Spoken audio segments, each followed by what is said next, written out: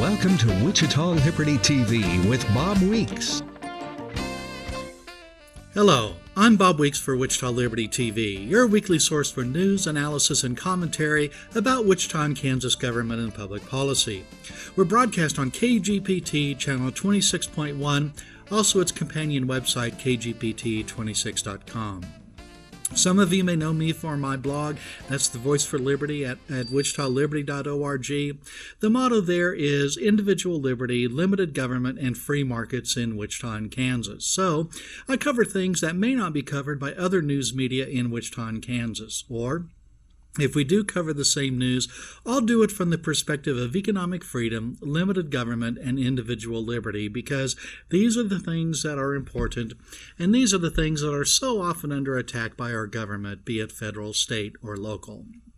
So, please visit wichitaliberty.org. You can subscribe to the email newsletter I send 2 or 3 times a week. You can like the Voice for Liberty on Facebook, follow me, Bob Weeks, on Twitter, and if you want to contact me, you'll find my email address there at wichitaliberty.org, or just remember, bob.weeks@gmail.com. In July, the Wichita Pachyderm Club held a forum concerning the proposed sales tax in Wichita that we'll be voting on in November. One of the audience members was former Wichita Mayor Bob Knight. He was mayor off and on for a long time, about 25 years in total, I think it was, and he may be considering running for office again next spring. Now, here's what he told the panel. He said, "When I left in 2003, we were assured that we had a 50-year water supply." Well, I'm sure you're aware now that city officials are telling us that there is a crisis, that we must solve it soon or we will soon run out of water, and we must pass a sales tax to pay for all of this. But just 11 years ago, the mayor was assured Wichita had water for the next 50 years. So what happened? Were the projections of 11 years ago faulty in some way? Did someone deliberately mislead the former mayor? Now, there's a different group in charge now at City Hall, but we still have the same system with the same incentive structure. So if we go ahead with the plans in front of us, will we have another crisis in another 11 years? And regarding the sales tax, former Mayor Knight also reminded the audience that there is a Sedgwick County sales tax, part of which is divided among cities like Wichita. This year, the city received about $56 million from the county sales tax. That money is used in 2 ways. One way is to pay for the construction of the Kellogg Freeway. And at Pachyderm, former Mayor Knight remarked that it's been a long time since any new work has been accomplished on that project. And the other half of the sales tax revenue from the county is pledged for property tax reduction, which is government speak for the simple act of spending. Well, former Mayor Bob Knight also took the visioneering planning process to task. You may remember visioneering Wichita, although I can understand if you don't remember it. This was a planning process that the city undertook with great fanfare about a decade ago. And Mayor Knight told the Pachyderm audience that he wondered why, in the past 10 years, no one asked about a city without water as part of the visioneering process. And come to think of it, I'm wondering what has been visioneering Wichita's role in developing the jobs plan, which is part of the proposed sales tax. I think that's a good question. It seems that the visioneering effort is pretty much abandoned.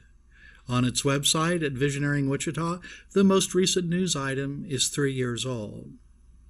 So will the plans we're making now be tossed away like the visioneering plans? Well, the plans for fixing our streets and funding the bus transit system are pretty simple and straightforward. But the water plan is still changing. Just a few weeks ago at City Council meeting, we were told that the water supply plan would cost $200 million instead of $250 million.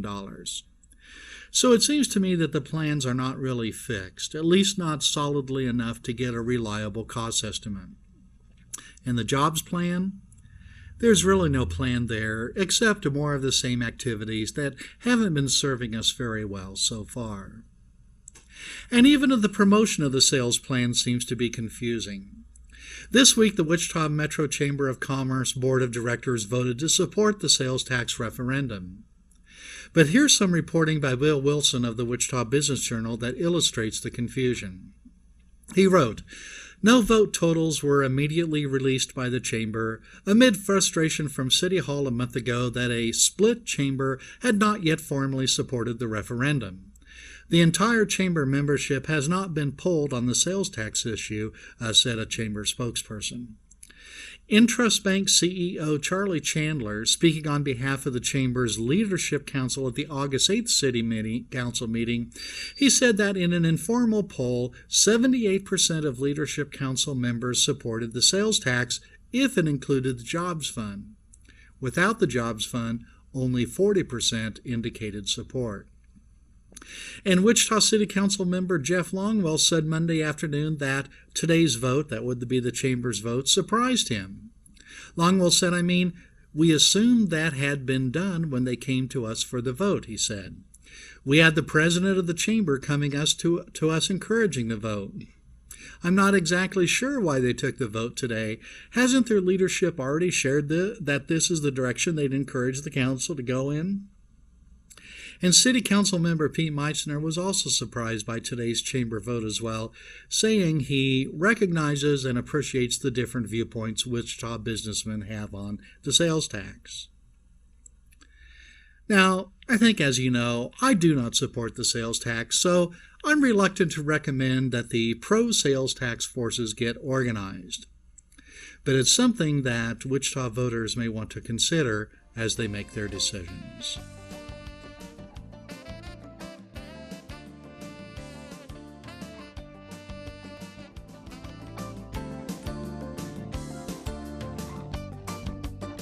Welcome back to Wichita Liberty TV. I'm Bob Weeks. One of the great things about the internet is it gives people an outlet for their writing and opinions that they probably would not have otherwise.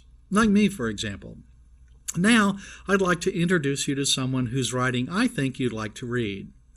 Well, I can't really introduce you to her because I don't know who she is, although I think I'm pretty safe in referring to her as a female, as on her blog she goes by the name Gidget. Anyway, she writes the blog titled Kansas GOP Insider Wannabe. It's at insideksgop.blogspot.com, or just use the Google to find it. Now, Gidget writes anonymously, although I'm pretty sure she's female and lives in or near Johnson County, as many of her articles concern politics, local politics there. Now, being anonymous has its good and bad aspects. For one thing, most people who try to be anonymous on the internet and who achieve any level of notoriety are usually exposed eventually. A few years ago, there was an anonymous blogger in Kansas that went by the name Kansas Jackass. He said a lot of nasty things about Kansas conservatives. But with a little sleuthing, my friend Earl Glenn and I were able to learn his identity, and we confronted him with video cameras running. You can find that video at the Voice for Liberty at wichitaliberty.org. Now, being anonymous, though, means there is less accountability for what you write. So people may not give your writing as much weight as they should. But anonymity also gives the freedom for some people to write things that need to be said. And that's what Gidget does very well. For example, last year she reminded readers that Bob Dole is known as the tax collector for the welfare state. Well, not so much in Kansas, where he has stature just shy of sainthood. And that's the point. If you criticize Bob Dole for the things he did that deserve criticism, you're likely to be ostracized from the Kansas Republican Party. And I can tell you, there are attack dogs. The sometimes nasty nature of politics led Gidget to write this earlier this year. She wrote, "I have taken a much-needed break from all things political during this campaign season. I know it's bad timing, but my tender soul can only deal with so much backbiting and garbage slinging, and the 2012 primaries sent me to a dark place." So I was sad to see that Gidget did not post anything for some months. But as the August primary approached, she rejoined the conversation. Here's what she wrote about the United States Senate primary between Republicans Pat Roberts and Milton Wolfe. Sigh. This race is the most disgusting and vile thing I've witnessed since, well, Moran versus Teart. From the outside, it appears that everyone involved in the Roberts-Wolf fiasco has lost all of their senses. And a little bit later on in the same article, she wrote, "I am appalled, truly, sincerely appalled that Wolf is now being investigated by the Kansas Board of Healing Arts for photos and comments he made on Facebook years ago. Had he not run for office, his career would not be threatened. It's that simple. Whatever you think of Wolf, and I really don't think much of him," Gidget wrote, "he doesn't deserve to have his professional career ruined due to a Facebook post. He just doesn't. And it smacks of Roberts calling in a political favor. There is exactly one member of the Kansas Board of Healing Arts who is not a doctor or medical professional. That person is a political activist, appointed by Sam Brownback, and a vocal Roberts supporter. Did she have anything to do with the Wolf investigation? She says no, and I'm inclined to take people at their word. However, often in politics, as in real life, perception is reality. And the timing of the investigation of Wolf stinks. Badly. This is why good people don't run for office." Well, Gidget there is absolutely correct. When people consider whether they want to subject themselves to the type of attacks that the Roberts campaign launched, many good people will decide, no, I don't want to run. Well, here's another example of Gidget writing the things that need to be said and which party insiders don't often say. She wrote, "I sincerely wish Pat Roberts would have done the right thing a year ago, and that is decide against running for a fourth Senate term. We would have better candidates to choose from had he done so, and it's been obvious for quite some time the direction in which the political winds were blowing. Kansans, and many around the country, have had enough of long-term federal legislators in Washington. I contend that had Roberts really, truly cared about Kansas, the state GOP party, and the country, he would have bowed out this year. He's a nice man, but his ego may be out of hand if he truly believes he's one of only two people in the state of Kansas who can fairly, accurately, and reasonably represent the Sunflower State in the United States Senate." So Gidget, I'm remarking, and as you may know, the Senate primary was particularly nasty. It shouldn't have to be that way, and it doesn't have to be. But there are many people who put party and personality above principle, and the results are usually not pretty. These attacks can have lasting impact. Here's what Gidget wrote shortly after the August primary. She wrote, "I am leaving the Kansas Republican Party. While I will continue to work for candidates I like and continue to be a registered Republican, after all, you don't get a choice in most of the elections otherwise, I'm out. My disillusion with the party cannot be overstated, and I simply see no reason to stay. This fall," Gidget writes, "I will be volunteering for the Libertarian candidate for governor, Keen Umbear. Do I totally, wholeheartedly agree with Keen? No. In word only, my values more closely align with what Governor Sam Brownback says his values are." And parenthetically, Gidget says, "His actions suggest otherwise." So Gidget says, "I can no longer spend my time or money for a party that actively works against the people, specifically the grassroots people. I am fairly certain I'm not the only person who has had enough of it. There is an extraordinarily unusual lack of decorum amongst what I would call the establishment of the Kansas Republican Party. Take, for example, Galvin Elzy, vice chair of the 3rd District Republican Party. A few days ago, he locked down his Twitter account, but prior to that he made numerous posts about offending Muslims with a 45, only attractive women need equality, and posts essentially calling Milton Wolfe a piece of, well, a word I won't use on a family television program." So Gidget says, "This is what passes for a respectful discourse in Kansas politics these days. I was disgusted by his tweets. But that's just the most public tip of the iceberg. There were widespread rumors of many candidates making threats to individuals if they didn't get on board and offer their full support. And while not a huge Wolf fan, Gidget says, I continue to be disturbed by the way he was treated by what I would call the Kansas establishment. He was ostracized, called names, and I heard that he was uninvited to county and state GOP events. Every Republican candidate in Johnson County attended an election night party at the Marriott Hotel in Overland Park. But Milton Wolf's party was across the street at a different hotel. Was he not invited to participate in the county party? Now, Gidget says, I am not for 1 minute saying that everyone in the Republican Party has to be in lockstep. But party members should welcome new faces, new candidates, and fresh ideas, even if they don't personally support some of the new people or their ideas. That's acceptable. It is not acceptable to act like the Republican Party is a locked boys club where only certain people need apply. And I'm sure Gidget says the Kansas Republican Party is simply a microcosm of what goes on in other states, but I don't have the heart for it anymore. The things I heard people say last night at the Marriott, the things I saw and heard people say in the social media over the course of the campaign, I am out. I blame our current crop of Republican politicians for this discourse. A gentle word here and there from them about Ronald Reagan's 11th commandment would go a long way.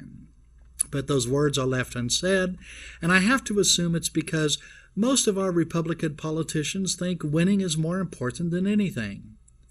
It baffles me that these self-professed Christians appear to believe that the ends justify the means. They don't. Well, that's Gidget writing at the Kansas GOP Insider blog. It's good stuff, and I recommend you take a look.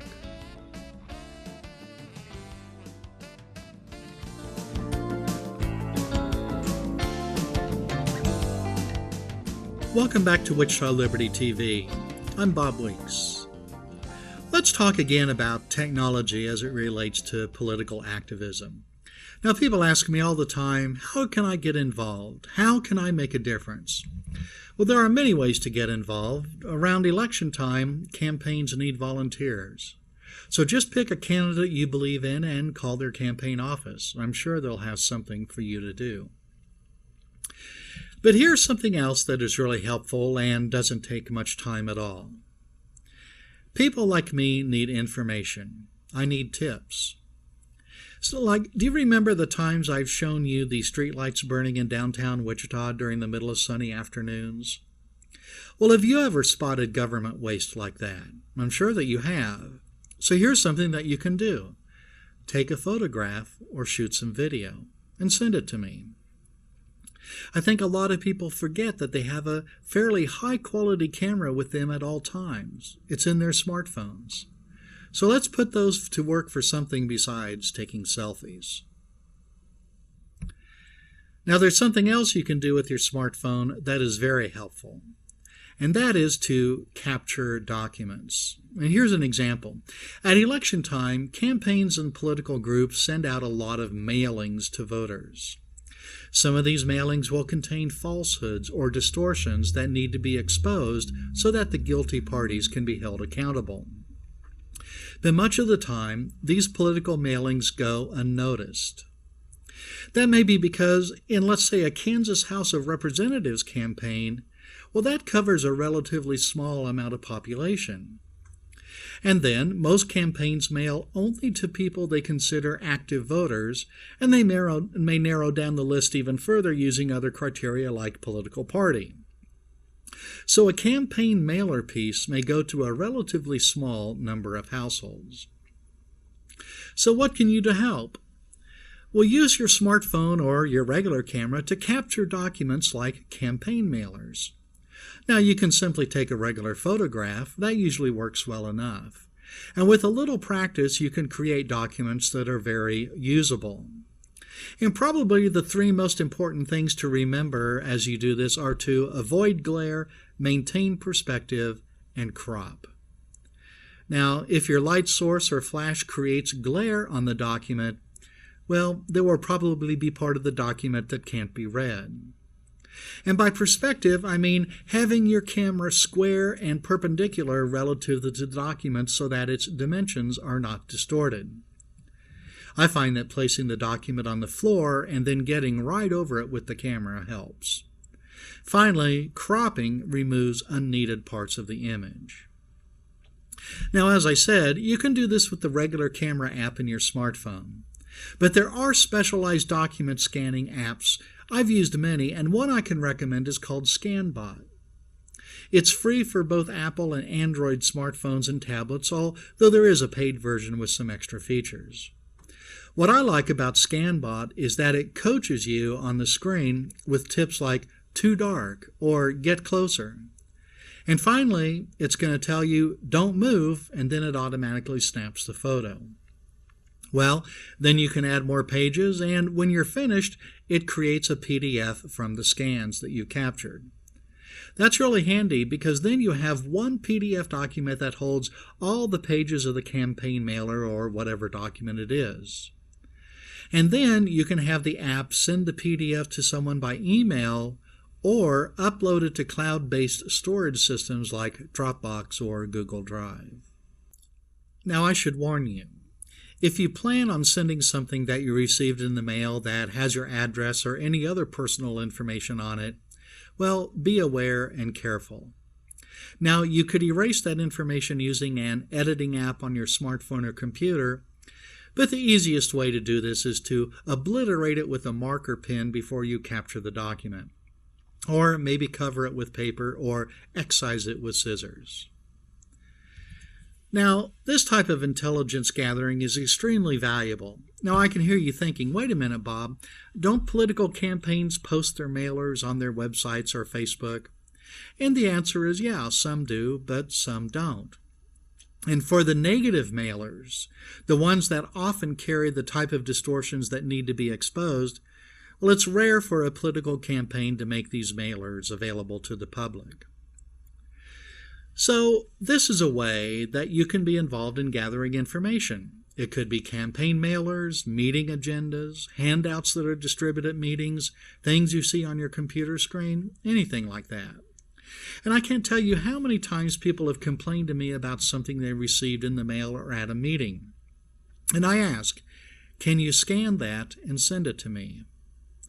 Well, not many people have scanners in their home. But many people have smartphones, and with a little bit of practice, you can use your smartphone to capture these documents in electronic form. And then, what are you going to do with these documents? Well, the campaigns of candidates that you support, they need intelligence like this. News reporters need documents for tips and substantiation of stories. You can share documents on social media like Facebook and Twitter. You can send them to me. There's a lot you can do. And I want you to remember, government officials at all levels count on the average citizen not being interested or informed about government. That lets them do what they want. We can hold government more closely accountable if we have information, and using your smartphone is one way that you can be involved and help. Well, thank you for watching Wichita Liberty TV this week. I'm Bob Weeks.